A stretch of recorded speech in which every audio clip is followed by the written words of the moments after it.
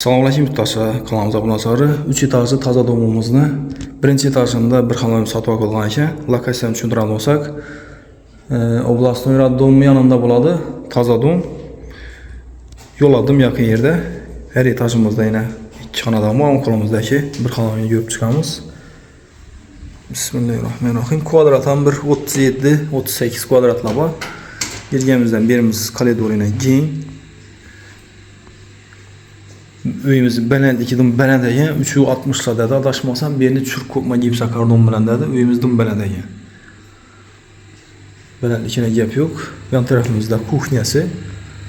Yurib tomlaringizni. Xonasini agarda 2 xona ta'minlasangizlar, buni yo'li bor.